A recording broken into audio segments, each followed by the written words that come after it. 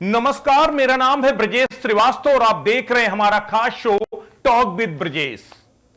2024 के लिए विपक्ष ने भी अपनी तैयारियां मुकम्मल कर ली हैं।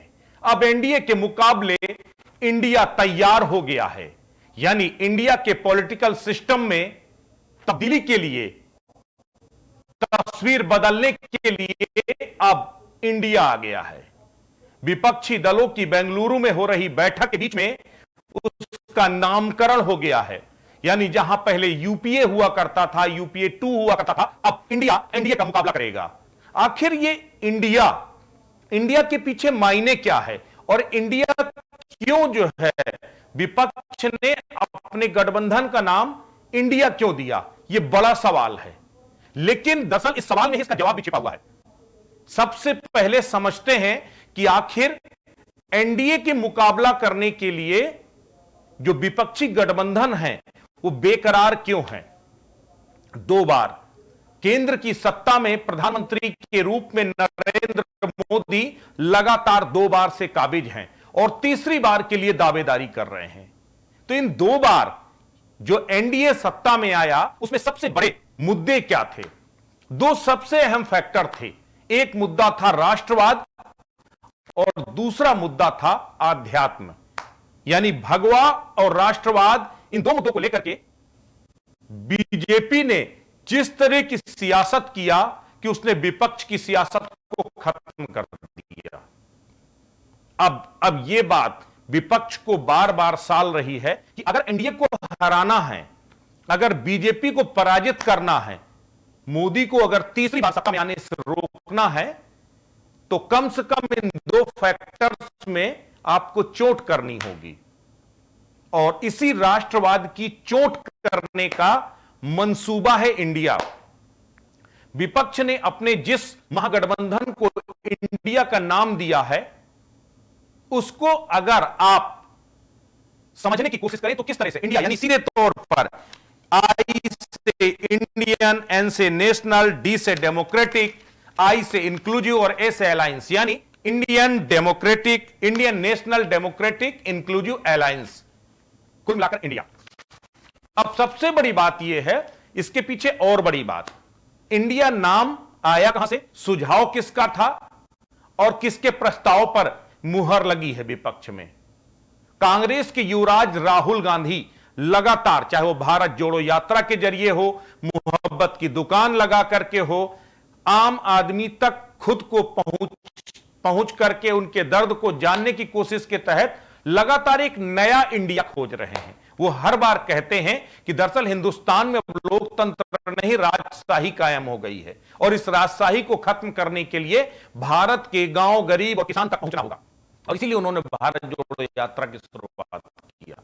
पहले भारत जोड़ो यात्रा और उसके बाद विपक्षी गठबंधन इंडिया का जो कॉन्सेप्ट है वो राहुल गांधी का ही है।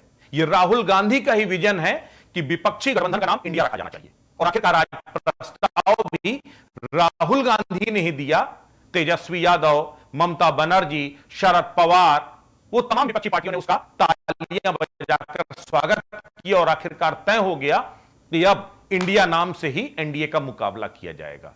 अब सबसे बड़ी बात यह है कि जब राहुल गांधी के प्रस्ताव पर, राहुल गांधी के आइडियोलॉजी पर, राहुल गांधी के कॉन्सेप्ट पर विपक्ष मुहर लगा रहा है, तो क्या यह मान लेना चाहिए? क्योंकि अब सवाल दूसरी तरफ है। सवाल यह है, बीजेपी यूं तो बौखलाई हुई है, बीजेपी को लग रहा है कि 15 दल बिहार में जुटे, 26 दल बेंगलोर में जुट गए, अगली बैठक में न जाने कितने दल होंगे। तो आज जहां 26 दल बेंगलोर में बैठे हैं, वहीं दिल्ली में 38 पार्टियां, 38 दल बैठ करके बैठक कर रहे हैं, यानी एनडीए के साथ।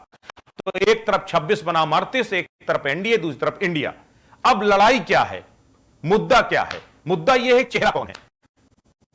बीजेपी कहती है कि तुम कितने भी दल अपने साथ ले आओ, कुछ भी नाम रख लो, कुछ भी मुद्दे उठा लो, लेकिन वो चेहरा कहां से लाओगे जो चेहरा हमारे पास है? सबसे सेलेबल ब्रांड अगर इंडिया में इस समय है, जिसको ग्लोबल लीडर के तौर पर लगातार पहचान मिलती जा रही है, दुनिया के जिस भी मुल्क में जा रहे हैं उस मुल्क में एक अलग तरीके की पहचान, अलग तरीके का इस्तकबाल हो रहा है नरेंद्र मोदी का। तो बीजेपी कह रही है कि आपको चेहरा कहां से लाएंगे। अब सबसे बड़ी बात यह है कि यह सवाल विपक्ष से बार बार पूछा जा रहा कि विपक्ष का चेहरा कौन है। विपक्ष किसको चेहरा बनाएगा?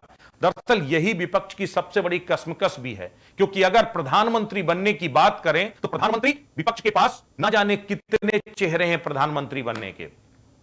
नीतीश कुमार वो बिहार की सियासत छोड़कर देश की सियासत करना चाहते हैं, प्रधानमंत्री का चेहरा बनना चाहते हैं। इसके बाद ममता बनर्जी, शरद पवार, वो तमाम अलग अलग चेहरे हैं जो कहीं ना कहीं जिनके दिल में प्रधानमंत्री बनने की अभिलाषा गाहे बगाहे उठती रहती है। आम आदमी पार्टी के मुखिया अरविंद केजरीवाल को भी उनके समर्थक पीएम मटेरियल मानकर चलते हैं। अब रही बात राहुल गांधी की, तो राहुल गांधी तो फुल टाइम पीएम कैंडिडेट है कांग्रेस के, लेकिन इन सबके बीच में इस इंडिया का नेतृत्व कौन करेगा? सोनिया गांधी इस बैठक में शामिल थी, इससे पहले यूपीए की चेयरपर्सन थी। लेकिन सबसे बड़ी बात यह है कि क्या विपक्ष इस बात को स्वीकार करे, क्योंकि जिस तरह की गुत्थम गुत्था, भले ही पूरा विपक्ष इस वक्त एक साथ नजर आ रहा हो और यह लग रहा हो कि जब केजरीवाल और जो है कांग्रेस एक साथ बैठ सकते हैं तो फिर भला कुछ भी हो सकता है, लेकिन सबसे उलझन सबसे बड़ी यही है। सबसे बड़ी उलझन ममता बनर्जी बंगाल के अंदर वो सीपीएम और कांग्रेस दोनों को करीब नहीं आने देना चाहती, सीट शेयरिंग में कांग्रेस को शामिल ही नहीं करना चाहती हैं।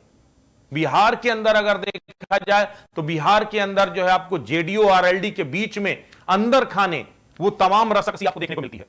इसके बाद उत्तर प्रदेश में आप आ जाइए, उत्तर प्रदेश में जयंत चौधरी आज इस बैठक में जरूर शामिल हैं, लेकिन जयंत चौधरी अखिलेश यादव से बिल्कुल भी खुश नहीं है। अखिलेश यादव के बाकी करीबी भी उनसे नाराज हैं।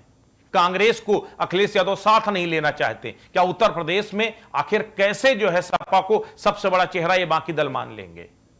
आप महाराष्ट्र चले जाइए, महाराष्ट्र में एनसीपी टूट गई है। अजीत पवार आधी एनसीपी को लेकर चले गए, यानी आधी एनसीपी एनडीए में चली गई है, आधी शरद पवार के पास है। ताकत वैसे आधी हो गई है। शिवसेना पहले टूट चुकी, आधी उद्धव ठाकरे के पास पहुंच गई, आधी एकनाथ शिंदे के पास पहुंच गई। इन सब कसमकस के बीच में आखिर विपक्षी एकता कहां और कितनी कायम रह पाएगी? अब इंडिया के कॉन्सेप्ट के पीछे एक तरफ तो बीजेपी और एनडीए के राष्ट्रवाद को छीनना है, यानी अगर राष्ट्रवाद और अध्यात्म में से राष्ट्रवाद अलग कर दो तो फिर बीजेपी के पास बहुत ज्यादा कुछ बचता नहीं है। लेकिन अब सवाल यह भी है कि ये इसी राष्ट्रवाद के इसी इंडिया के बीच में केजरीवाल हैं जो पूछते हैं कि क्या सर्जिकल स्ट्राइक का कोई सबूत है क्या? जब राहुल गांधी यहां पर पूछते हैं कि आखिर पाकिस्तान और चाइना लगातार हमको पीटता जा रहा है, हमारी सेना कर क्या रही है, यानी सेना के शौर्य पराक्रम पर सवाल खड़े करते हैं। यह सब कसमकस भी है। इन सब के बीच में आप वो महबूबा मुफ्ती भी हैं जो पाकिस्तान के साथ गलवहियां करती हैं, जो पाकिस्तान के राग अलापती हैं। इसी में अब्दुल्ला आजम, माफ कीजिएगा फारूक अब्दुल्ला, ये सारे लोग भी हैं। तो ये कहीं ना कहीं दिक्कत है, इस बात का कॉन्सेप्चुअली दिक्कत है कि क्या केवल इंडिया नाम रख करके विपक्ष राष्ट्रवाद का एक बड़ा वोट बैंक अपने पाले में कर पाएगा क्या? लेकिन इन सबके बीच में ये बीजेपी के लिए बौखलाहट जरूर है। जिस तरह से विपक्ष लामबंद हो रहा है, जिस तरह से बीजेपी को बीजेपी के ही टेक्निक से मारने की कोशिश हो रही है, पराजित करने की कोशिश हो रही है, जिस तरीके से आम आदमी की आवाज राहुल गांधी लगातार बन रहे हैं, वो मोटर मैकेनिक के पास जाते हैं, वो जो है धान लगाने के लिए खेतों पर चले जाते हैं, वो ट्रैक्टर चलाते हैं, वो ट्रक चलाते हैं, वो आम आदमी के पास मिल करके उसका दर्द जानते हैं, वो आईआईटीएंस के पास जा रहे हैं, वो यूनिवर्सिटी के स्टूडेंट्स के पास जा रहे हैं, वो अलग अलग तबके से मिल करके उनकी समस्याओं को जानने की कोशिश कर रहे हैं। दूसरी तरफ राहुल गांधी का प्रभाव विपक्ष की इस पूरी बैठक में साफ तौर पर सामने आ रहा है। इन सब के बीच क्या यह मान लिया जाए कि राहुल गांधी को विपक्ष अपना चेहरा मानने को तैयार होगा, जबकि उनका डिस्क्वालिफिकेशन अभी भी सवालों के घेरे में है। सुप्रीम कोर्ट में अब सुनवाई पड़ी है, हाई कोर्ट खारिज कर चुकी है, यानी 8 साल तक राहुल गांधी भले कन्वीनर बन जाएं इंडिया के, लेकिन इंडिया के कन्वीनर तो बन सकते हैं, लेकिन इंडिया के पीएम नहीं बन सकते अगर सुप्रीम कोर्ट इस पर स्टे नहीं करता है। तो सीधी सी बात है, अभी बहुत सारे सवाल हैं, बहुत सारे मुद्दे हैं, लेकिन इस बीच में सबसे बड़ी बात यह है कि आप 2 कदम आगे तो चले। आप बिहार में तो जब चले थे तो केवल चोखा बाटी खा करके वापस चले आए थे मनोरंजन करके, क्योंकि वहां कुछ नहीं हुआ था। वहां तो खाली जो गिले शिकवे थे उसको दूर करने का काम किया गया था। बेंगलुरु में आप 2 कदम आगे चले हैं, आपने नाम दे दिया है। इस इंडिया नाम के पीछे बड़ा राज है, बड़ा कॉन्सेप्ट है, बड़ी सोच है और बड़ी चोट भी है। ये चोट बीजेपी को कितना साल लेगी, कितना दर्द देगी, और क्या 2024 के लिए विपक्ष का ये इंडिया एनडीए के इस पूरे राष्ट्रवाद के कॉन्सेप्ट को खत्म कर पाएगा, इस पर सबकी निगाहें रहेंगी। अभी तो बहुत शुरुआत है, क्योंकि बहुत कुछ होना है। अभी इस पर कोई चर्चा नहीं हो पाई कि आखिर सीट शेयरिंग कैसे होगी। अभी इस पर चर्चा नहीं हो पाई कि क्या बीजेपी के खिलाफ विपक्ष का सिंगल चेहरा उतारने की जो कवायद विपक्ष करता दिखाई दे रहा है। 450 सीटों पर ये पैमाना तय किया जा रहा है, कम से कम 400 450 सीटें ऐसी हों जहां विपक्ष का एकमात्र चेहरा खड़ा हो, यानी सारे दल मिलकर उसको समर्थन दें, केवल एक चेहरा खड़ा हो। वो एक चेहरा किस दल का होगा?